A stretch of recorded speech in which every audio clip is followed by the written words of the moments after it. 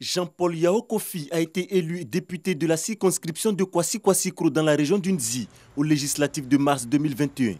Sur proposition de son groupement politique, le PDCI, il est aujourd'hui membre du bureau de l'Assemblée nationale au poste de vice-président. Le vice-président de l'Assemblée nationale fait partie de la conférence des présidents.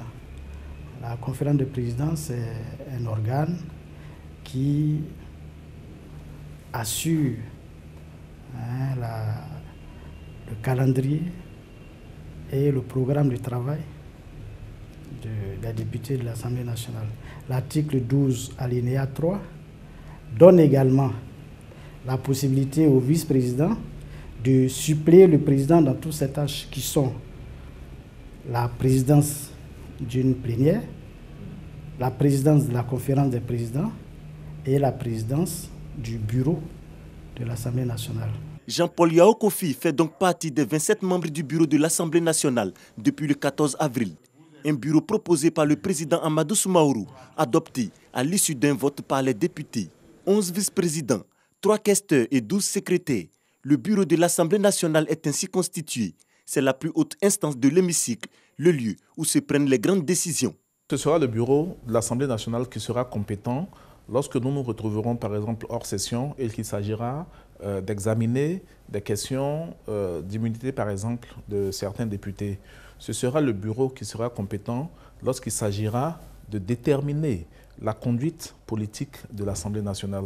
Ce sera le bureau qui sera compétent lorsqu'il s'agira de déterminer la ligne politique selon laquelle l'Assemblée nationale doit s'exprimer. Par exemple, elle doit donner la position de l'Assemblée nationale sur l'actualité politique, sur des prises de position à l'international.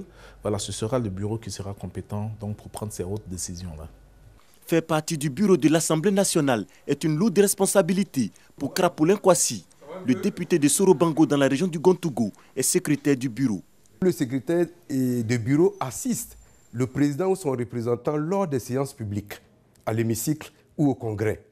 À ce titre, le secrétaire que je suis veille à la rédaction des procès-verbaux et surtout à la conformité des débats. Le secrétaire que je suis constate les votes, procède au dépouillement des scrutins, contrôle aussi ce que nous appelons les appels nominaux. Abdoulaye Karim Diomandé est questeur. Il a la charge de la question des affaires financières de l'Assemblée nationale. Le questeur est chargé de la gestion financière de l'Assemblée nationale, conformément au règlement de la comptabilité de l'Assemblée nationale. À ce titre, c'est lui qui, en collaboration avec les services compétents, monte le budget et le présente à la Commission des affaires économiques et financières, qui ensuite le présente au bureau de l'Assemblée nationale. Et enfin, nous passons avec ce budget en plénière de validation.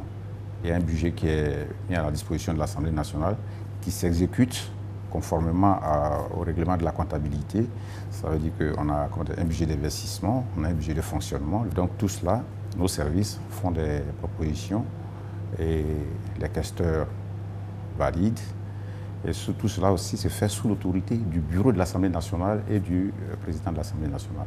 Dans le bureau de l'Assemblée nationale, seul le mandat du président court durant toute la durée de la législature. Les autres membres, eux, ont un mandat d'1 an renouvelable. Les députés membres du bureau sont issus de différents groupements politiques, PDCI, RHDP et EDS. Absent du bureau, le groupe parlementaire UDPCI n'est pas satisfait de cette composition. Les membres du bureau assistent le président dans la gestion de l'Assemblée nationale. Et si les contradictions politiques, les sensibilités s'expriment à ce niveau, ça permet au bureau de venir devant les députés avec des positions consensuelles, puisque les représentants des groupes dans le bureau relaient auprès de leurs membres les décisions qui sont prises au niveau du bureau. Ce n'est pas le cas. Bon, évidemment, nous espérons que la gestion de l'Assemblée tiendra compte de son rôle. Et le président l'avait annoncé que nous avons un rôle à jouer dans la réconciliation, dans la cohésion nationale. C'est pour ça que j'ai été très surpris de voir que le bureau a été constitué contrairement aux déclarations. Un avis qui n'est pas partagé par d'autres députés. L'Assemblée nationale est une chambre politique. Le président discute avec le groupe parlementaire. Il propose au groupe parlementaire de donner des noms. Et le président peut choisir des noms. Il peut demander à ce qu'on donne plusieurs noms. Et parmi ces noms, il choisit ceux qu'il pense être capables de l'aider à accomplir la mission. Les députés n'appartenant à aucun groupe parlementaire auraient eux aussi souhaité intégrer le bureau. Nous n'avons pas voulu nous aligner à des idéologies politiques, sûrement parce que nous ne nous reconnaissons pas dedans.